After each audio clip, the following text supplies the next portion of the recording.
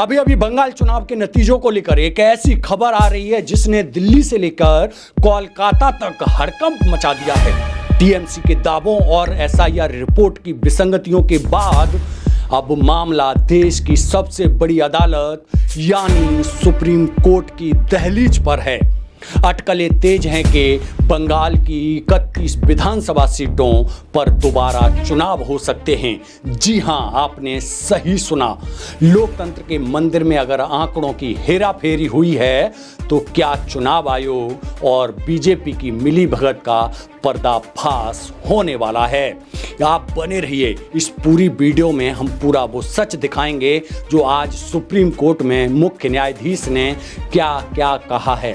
लेकिन इससे पहले हम आपको बता दें, सबसे बड़ा सवाल उस चुनाव आयोग पर है जिसे निष्पक्ष होना था, लेकिन बंगाल में जो हुआ उसने आयोग की साख पर कालिक पोत दी है। जी हां, आपने सही सुना।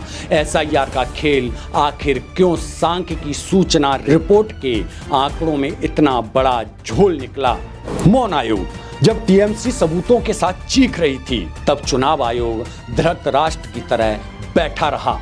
क्या चुनाव आयोग अब सिर्फ एक रबर स्टैंप बन के रह गया है जो सत्ताधारी दल की स्क्रिप्ट पर मोहर लगाता है?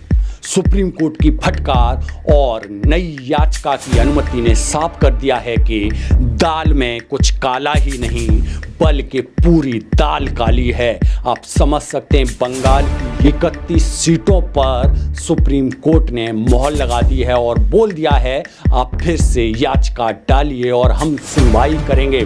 उधर बीजेपी जो हर चुनाव को चाणक्य नीति से जीतने का दावा करती है, अब बैकफुट पर है।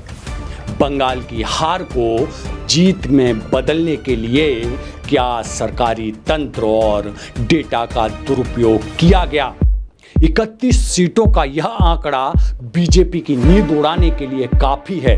अगर सुप्रीम कोर्ट इन सीटों पर दोबारा चुनाव का आदेश देता है तो यह लोकतंत्र की बड़ी जीत होगी और उन ताकतों की हार होगी जो जनादेश को हाईजैक करने की कोशिश कर रहे हैं। सत्ता के नशे में चूर नेताओं को शायद अंदाजा ही नहीं था कि सुप्रीम कोर्ट की नज़र में यह डेटा का हेरफेर बच नहीं पाएगा।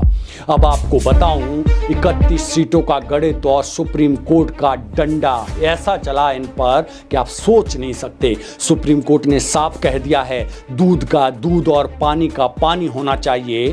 टीएमसी अब नई याचिकाओं के साथ उन 31 सीटों का कच्चा चिट्ठा कोर्ट में पेश करने जा रही है जहां नतीजों पर एसआईआर का साया है। अगर इन सीटों पर धांधली साबित हुई तो न सिर्फ चुनाव दोबारा होंगे बल्कि चुनाव आयोग के रसूखदार अधिकारियों पर भी गाज गिर सकती है। यह लड़ाई अब सिर्फ टीएमसी बनाम बीजेपी नहीं है, यह लड़ाई वोट की चोरी के खिलाफ जनता की लड़ाई बन चुकी है। अब देखना दिलचस्प होगा कि सुप्रीम कोर्ट की अगली सुनवाई में चुनाव आयोग और बीजेपी के पास अपनी सफाई में क्या तर्क बचते हैं, क्योंकि जब न्याय की तराजू हिलती है तो बड़े बड़े सियासी सूरमा ढेर हो जाते हैं। बंगाल मांग रहा है हिसाब और अब हिसाब होकर रहेगा। जिस तरह से 31 सीटों पर जो खेल हुआ है, टीएमसी अपने सबूतों के साथ सुप्रीम कोर्ट में पहुंच चुकी है और सुप्रीम कोर्ट के मुख्य न्यायाधीश ने बता दिया है कि साहब आप याचिका डालिए और हम सुनवाई करेंगे। तो अब क्या सुप्रीम कोर्ट ने जो आदेश दिया है, जो बात कही है, इससे अगर 31 सीटों पर अगर हेरफेर हुई और वो साबित हो गया तो चुनाव फिर से होंगे।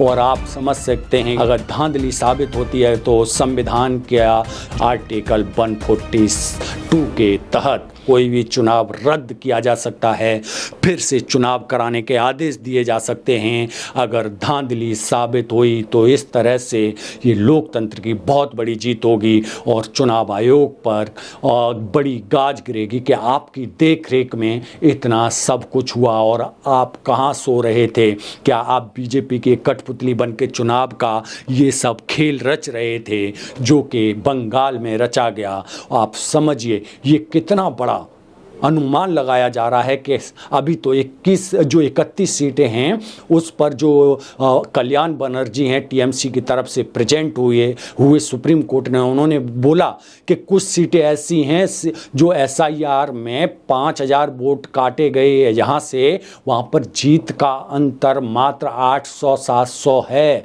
सोचिए, तो सिंपल तौर पर अगर ये साबित होता है तो चुनाव रद्द हो सकते हैं। ये हमारे देश के संविधान में प्रावधान है आर्टिकल 142, और अगर ये धांधली पकड़ी जाती है तो सरेआम बीजेपी एक्सपोज हो जाएगी कि किस तरह से बंगाल में चुनाव धांधली से जीता गया है और वो धांधली किस आधार पे की गई है। जिस तरह से लोग वैसे भी बता रहे हैं कि 27 लाख वोट काटे गए, और आप समझ सकते हैं 27 लाख वोटों ने एक बार में ही बीजेपी को 200 पार पहुंचा दिया।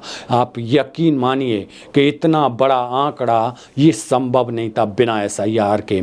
अब लोग ये भी कह रहे हैं कि ये चुनाव में धांधली है, वो सब कुछ है, चुनाव मामला सुप्रीम कोर्ट पहुंचा है तो इस पर पूरा दूध का दूध पानी का पानी होगा। अगर सुनवाई निष्पक्ष हुई और डिले नहीं हुई, इस पर कार्रवाई चलती रही, तारीख पे तारीख नहीं मिली, तो फिर ये बहुत बड़ा मामला बन जाएगा। और देश की अदालत के सामने जब मामला बड़ा बन जाता है तो सुप्रीम कोर्ट कोई भी सरकार बर्खास्त कर सकता है आर्टिकल 142 के तहत।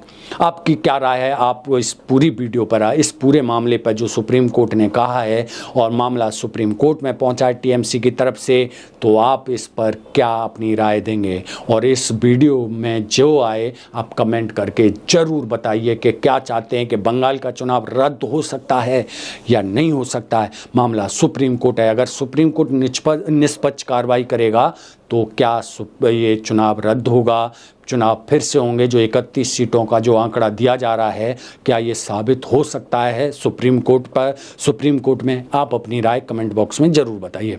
बाकी की खबरों के लिए बने रहिए एचएनपी न्यूज़ के साथ। मैं DS गौतम, धन्यवाद।